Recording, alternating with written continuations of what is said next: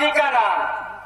गांव वाले देखते हैं कि कहते हैं जब भी वो देखते हो मेरे दिल पे नहीं है बेकाबू। और मेरे सेठ जी का नाम है सेठ नारायण बाबू, मेरे पति देव का नाम।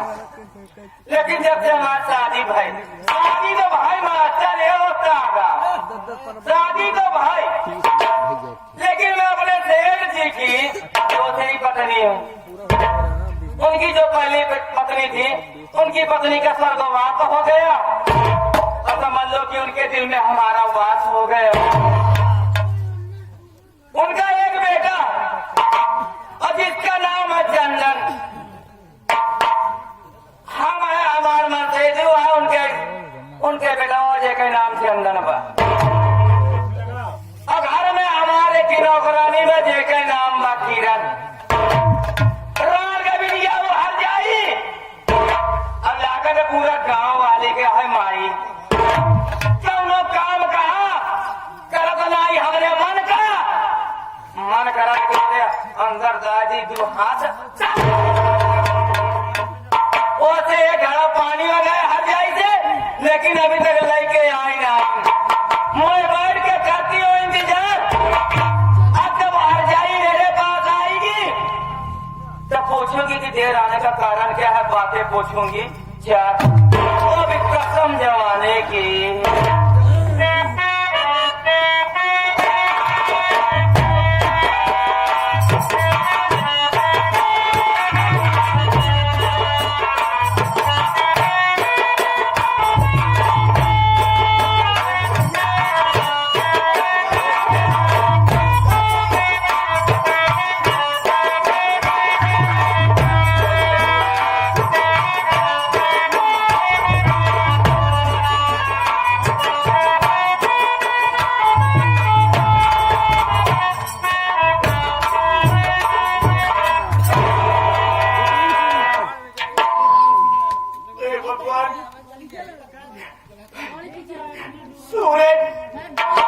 सूरज अपने दोस्त मुखी से एक और पानी भरवाई की दे, अब मुखी आने पर कुछ देर छोड़ के चला गए।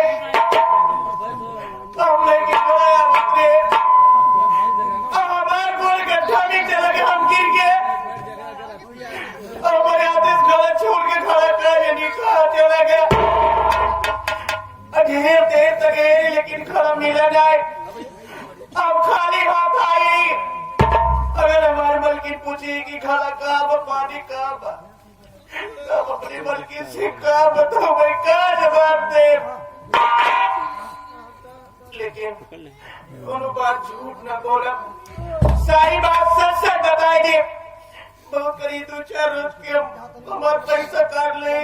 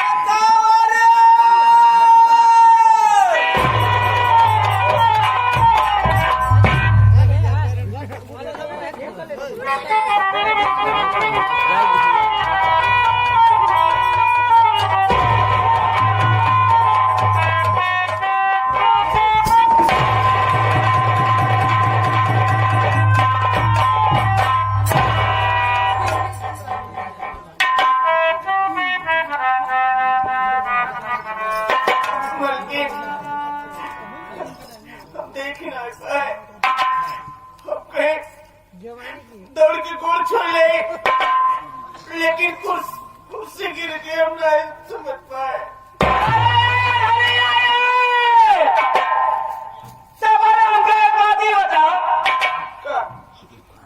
तो मैं खाना पानी मंगा रहे हो तो कहाँ बा हमार घर, और वही में घर पानी जल्दी से हमका ले आएगी दे। हम पहले स्नान करब, अगर बात तो बहुत सिंगार करब। कहाँ बा जल्दी हमका ले आएगी दे, कसम जवानी की। यही जानना चाहती हो ले जल्दी कि भैया पानी कहाँ है? मेरी बात सुनो।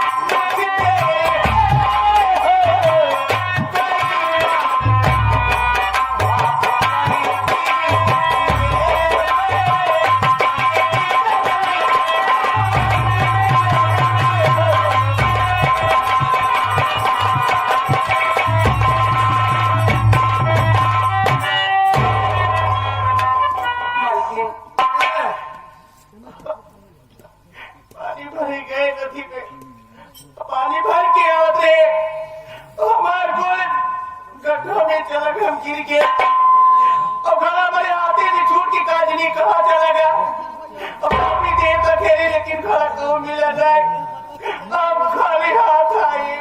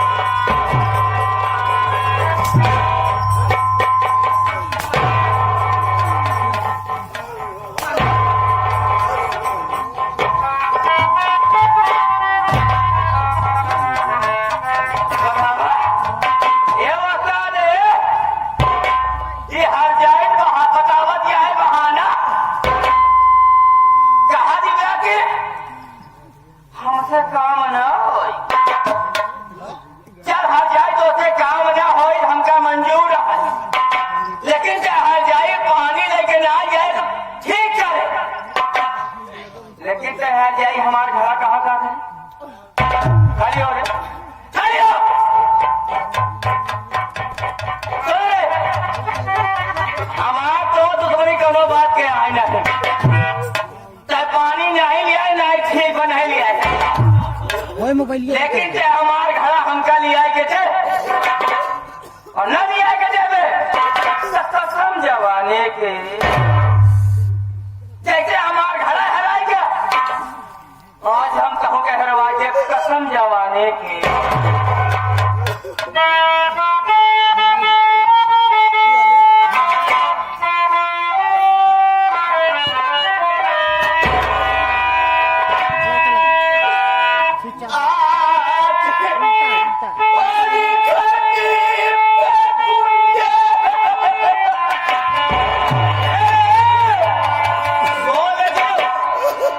नकाची है होगा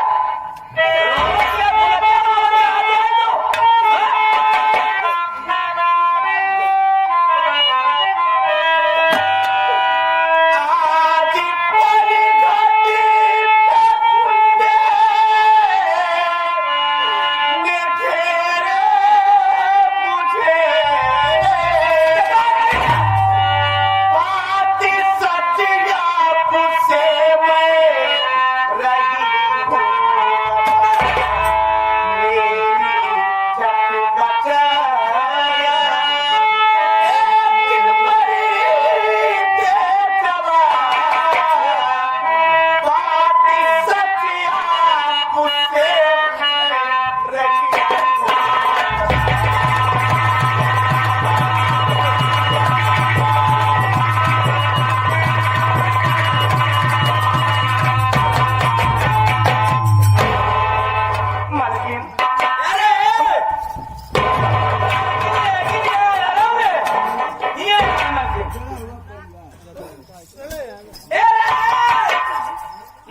है की है इधर ही।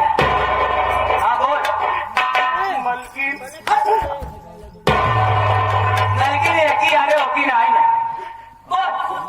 मलकिन हाँ, जब घरे जब घरे लेके नदी तक गए सावा घरे तो घरे लग गए रे। जब हम हमारे घरे से घड़ा लेके गए रास्ता में दूसरी लफंगा मिल गए। तो बोलो हमके अकेल पाए के हमसे उल्टी सीधी बात बोलने लगे। क्या बोल रहे यहाँ तक कि जबरदस्ती हमके पकड़े लगे। और जब हम शोर मचाए तो कोई लोग दूर किया और हमारी इज्जत बचाए ले और हमके मार के हुआ से भगाए दे।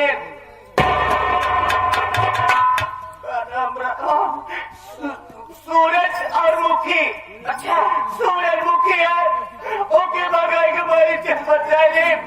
और सूरजमुखी बहुत अच्छा रे ना है। आज भी सूरजमुखी देना है। हाँ तो यार किरण जोकरानी तोरे आखिर सामने उठाए तो मुझे खोल लायक लोग लेकिन ए हमारी ने हम तो से जो बना बात पूछी सब में हाँ मिलाए जाए कहिए हाँ। एक बात नहीं बताओ जब हमारे घरे से हमारा लेके गए नदी के किनारे गए कहिए हाँ तो का दूसरे के गुंडा मिल गए कहिए हाँ ना का तो ये झापा मारे भाई काने का बाहर हो जाए हाँ मिलाए जाए घर लेके गए तो का रास्ता में दूसरे गुंडा मिल गए तो का छेड़ा ही लागे दोनों का छेड़ा ही लागे इतने में दो जने और पहुंची है तो जतिया बचाई रहे। सबका नाम सूरज के नाम का मुखी मुखी तोरी से बचाई तोरे पर आते हैं कहते हाँ अचान चुकावे के खातिर तोरे पास कुछ रहा नहीं कहते हाँ